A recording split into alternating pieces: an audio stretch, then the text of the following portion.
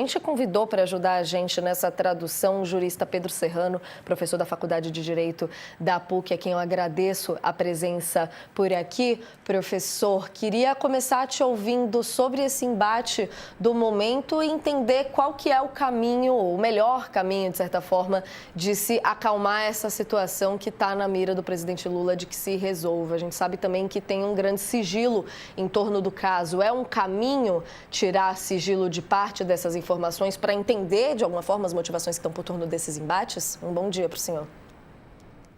Bom dia. Realmente, a população, nós que estamos de fora, ficamos assim, um pouco aturdidos, porque me parece que, de um lado, o ministro Toffoli, se são corretos os fundamentos que ele deu, fáticos, a admoestação, digamos assim, que ele fez à Polícia Federal, ele tem razão, né? A polícia, quando recebe uma ordem dessa natureza, de aprisionar pessoas e de realizar medidas cautelares em geral, tem que agir rápido, né? E como essas pessoas já estavam sendo investigadas, me parece evidente que elas deveriam já estar tendo algum tipo de monitoração mínima, endereço atualizado, etc. A polícia deveria ter feito isso antes.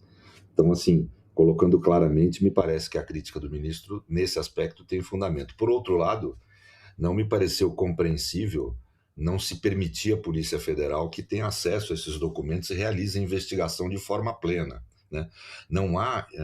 É evidente que o Ministério Público, por exemplo, tem uma certa capacidade de investigação, tem um papel de ser o órgão que realiza a acusação, etc. e tal. Mas a realidade é que não há, na estrutura de Estado, um ambiente que consiga realizar a investigação com a eficiência da polícia, que são treinados para isso, né?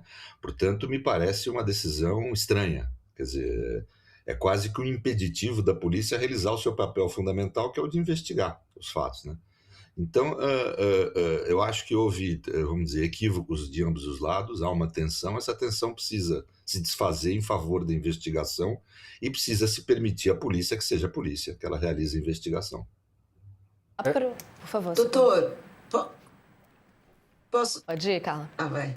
Vai, Sá. Não, vai. Tá, desculpa, aqui deu um delay aqui. Doutor, bom dia.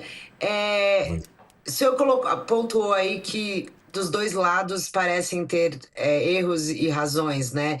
E que a gente chega no momento em que, olhando para o Supremo Tribunal Federal, que hoje é alvo, já não de hoje, na verdade, né? Já é alvo de muitas críticas por uma parcela grande da população brasileira, principalmente os ligados ao ex-presidente Jair Bolsonaro, enfim, que já tinham aí esse antagonismo com o STF.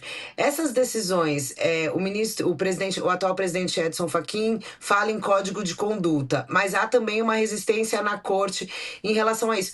Como é que o senhor vê a atuação do Supremo como instituição? O que dá para fazer na sua visão? O que é possível? O que a sociedade tem que cobrar? O que a imprensa tem que cobrar do Supremo Tribunal Federal para que a gente diminua o número de críticas a essas decisões individuais aí de alguns ministros? O Código de Conduta é uma necessidade.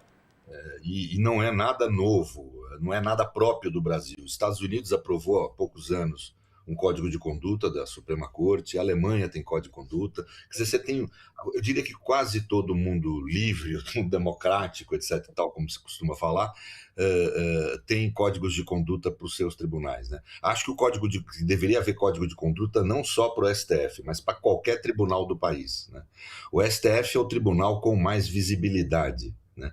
Os outros tribunais também têm problemas nesse ambiente, ou seja, vamos dizer assim, no ambiente de comportamentos que não são regrados pelas leis, mas que são inadequados de uma corte assumir. Um código de conduta serve para isso, né? Código de conduta para evitar corrupção, evitar crime, não precisa, porque já tem a lei que torna crime, que torna ilícito, né? Agora, o Código de Conduta ele é muito adequado para evitar situações que não são ilegais, mas que são inconvenientes do judiciário ter, né?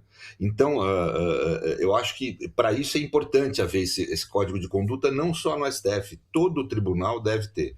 O STF, desde que passou a televisionar os seus julgamentos que no caso, por exemplo, das ações de inconstitucionalidade é algo compreensível, mas até hoje eu não entendi, por exemplo, televisionar julgamento penal, né? Mas, de qualquer forma, passou a televisionar seus julgamentos, passou a ter uma publicidade grande, virou muito alvo de críticas, etc., né? Às vezes até exageradas ou feitas de forma mais amadora, etc. e tal.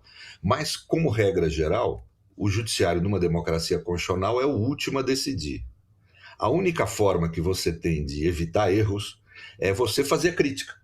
Portanto, tem que haver uma abertura de quem é juiz, magistrado, ministro, a receber críticas às suas decisões. Tem que haver essa abertura de espírito, porque o judiciário controla as decisões do legislativo e do executivo, mas ninguém controla as decisões terminativas do judiciário, porque elas são terminativas. É a última a decidir, como se costuma falar de uma forma jocosa, é o último a errar, né? Então, a única forma que tem de ter algum tipo de controle de erros é a crítica. Então, os ministros têm que ter tolerância em relação a essa crítica e tem que ouvi-las. Eu acho que isso é fundamental. Quer dizer, ouvir, em especial, eu diria, e aí não é corporativismo, é questão de conhecimento, né?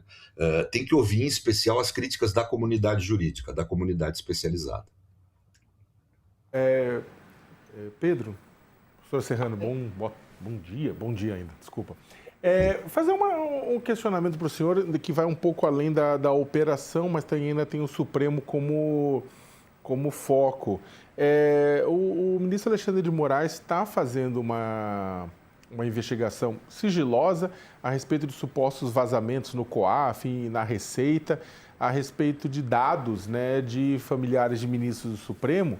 E aí, uma das informações lá, duas das informações, uma é com relação ao contratos e pagamentos da própria esposa dele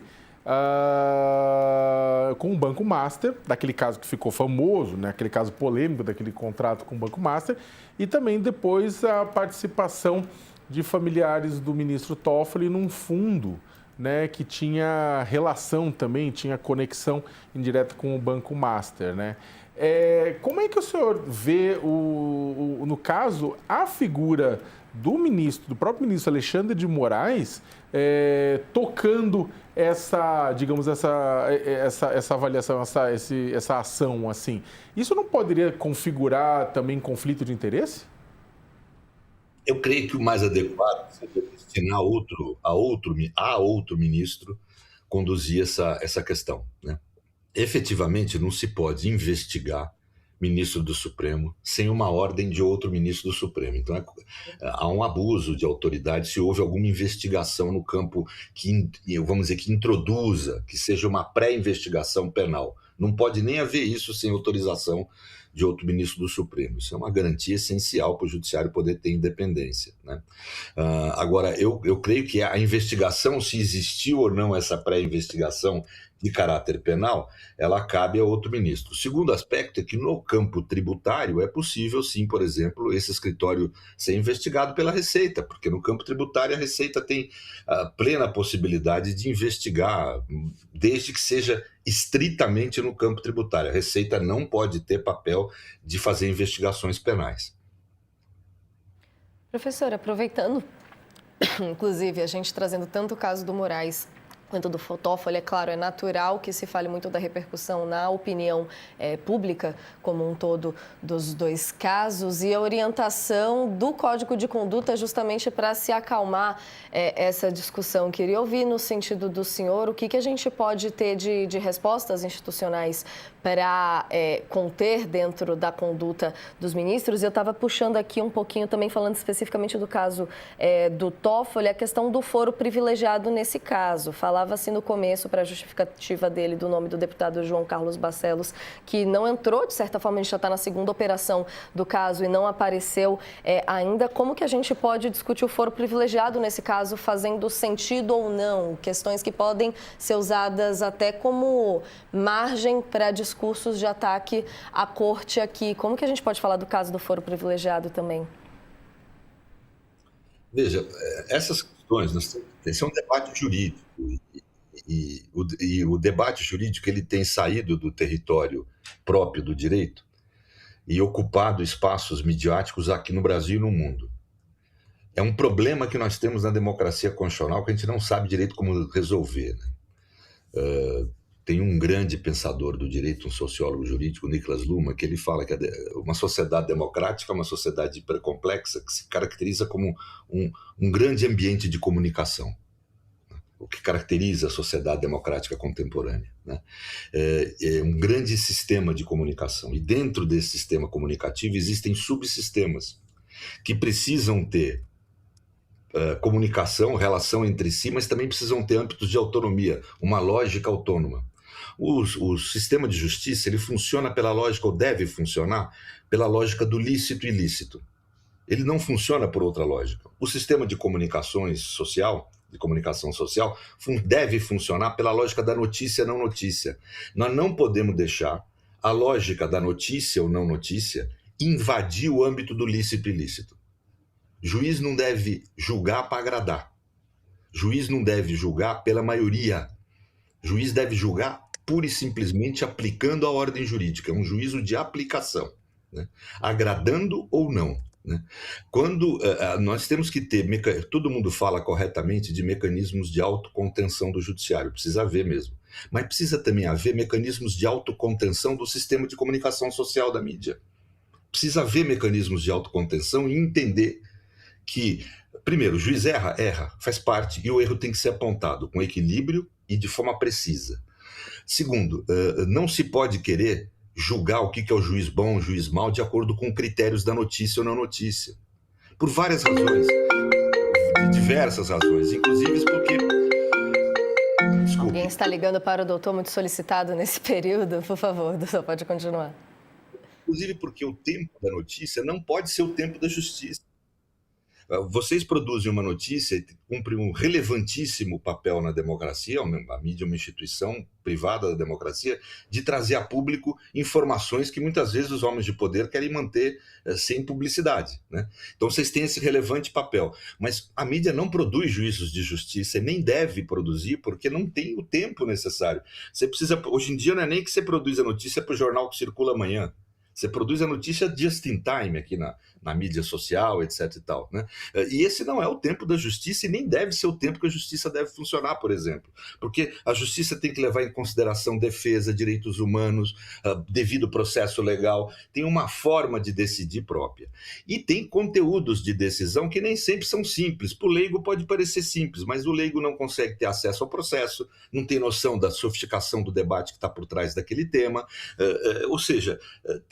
O que eu quero dizer é o seguinte, talvez falar algo que seja inadequado nesse ambiente aqui, mas é que nós temos que pensar também em mecanismos de autocontenção da mídia em relação ao judiciário para poder existir a democracia constitucional.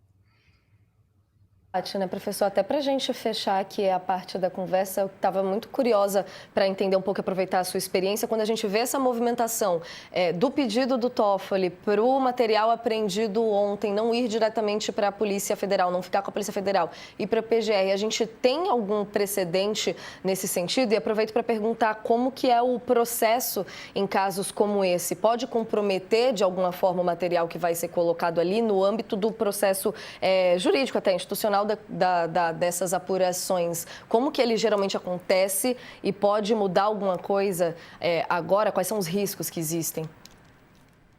Olha, não vejo possibilidade real de se anular prova. O material que está lá coletado, foi adequadamente coletado, me parece, pelas informações que estão postas, salvo informação em contrário, e parece que está adequadamente sendo guardado. Então, anular essas coisas, não vejo possibilidade. Agora, efetivamente, é uma decisão, é difícil de ter um juízo terminativo sobre o assunto, do plano técnico, porque a gente não conhece o processo, né? Não está publicizado, né? Mas é uma decisão absolutamente inusual, isso eu posso falar com razoável dose de certeza. Não é comum esse tipo de decisão. O comum é a polícia fazer o seu papel, a polícia investigar. É isso, professor Pedro Serrano, agradeço demais sua presença com a gente por aqui hoje. Sabemos como vocês estão sendo solicitados nesses dias. A gente se encontra de novo na próxima oportunidade. Você quer fazer uma última saída? Eu queria, na verdade, porque tipo, em cima tem um pacote de tudo que o Serrano falou, né? E que eu queria a avaliação dele, não bola de cristal, né? Claro, mas uma avaliação dele da possibilidade. A gente estava falando, a própria Natália perguntou, falou da questão do Código de Conduta, o senhor falou que ele é fundamental, etc.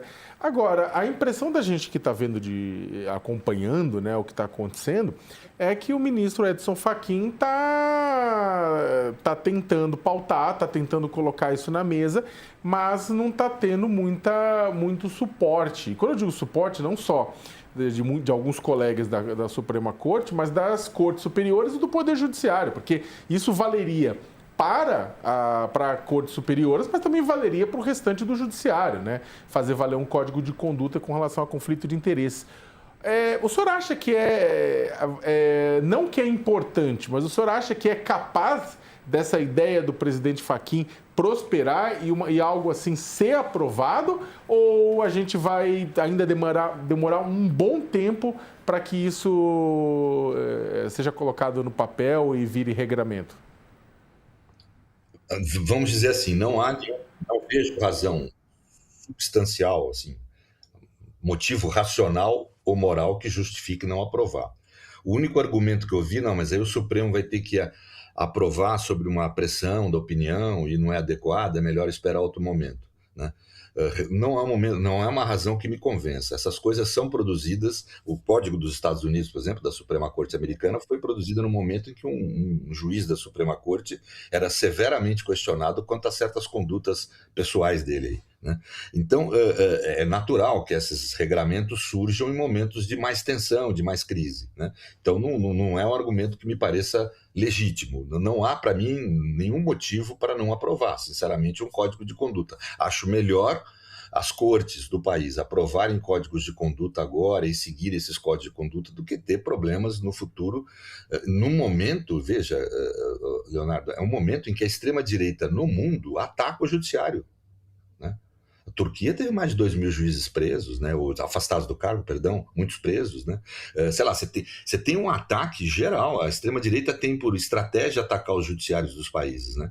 Os judiciários têm que se acautelar em relação a esse momento tenso que o mundo democrático passa, né? E um dos mecanismos, inclusive, de se acautelar como instituição é ter um regramento claro em relação a condutas que são inadequadas de um juiz ter, mas que não são ilegais. Mas nem por isso deve-se ter essas condutas, né? Eu acho que o Código de Conduta serve para isso, não é só para questões de impedimento ou de conflito de interesses, como você falou. São vários tipos de conduta que têm que ser tratados no Código de Conduta. Por exemplo, é absolutamente legítimo que um juiz, um ministro, vá para um evento acadêmico. Isso é permitido expressamente pela Constituição.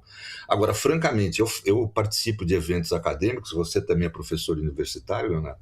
A gente sabe que evento acadêmico, o tipo de hotel que é posto, o ambiente que a gente... Concordo.